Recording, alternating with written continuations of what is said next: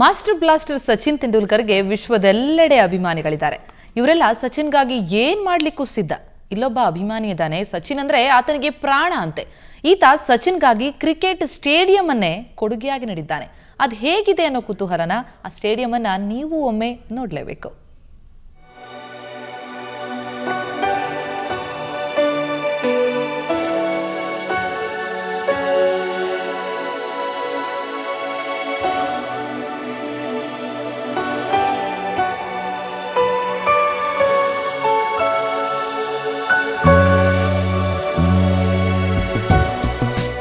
ವಜ್ರದ ಆಕಾರದಲ್ಲಿರೋ ಸುಂದರ cricket stadium.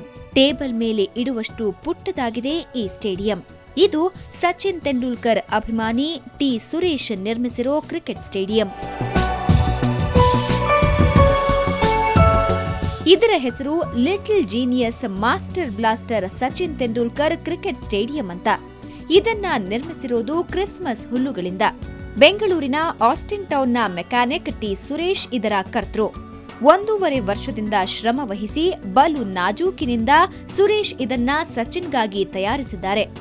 ಇದರಲ್ಲಿ flood light ವ್ಯವಸ್ಥೆ ಕೂಡ ಇದೆ. ವಿದ್ಯುತ್ ದೀಪದ ಬೆಳಕಿನಲ್ಲಿ ಪುಟ್ಟ ಸ್ಟೇಡಿಯಂ ಝಗಮಗ ಬೆಳಗುತ್ತೆ.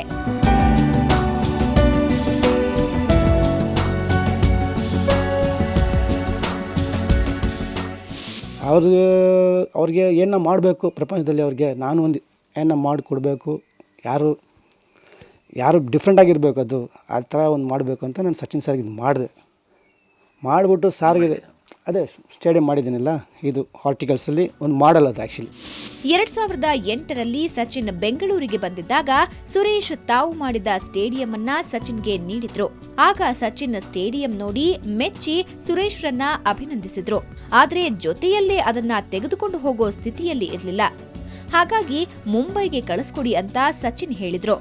ಆದ್ರೆ ಹಣಕಾಸಿನ ಸಮಸ್ಯೆಯಿಂದ ಸಚಿನ್ಗೆ ಸುರೇಶ್ ಈ ಪುಟ್ಟ ಸ್ಟೇಡಿಯಂ ಅನ್ನ ತಲುಪಿಸೋಕಾಗ್ಲಿಲ್ಲ.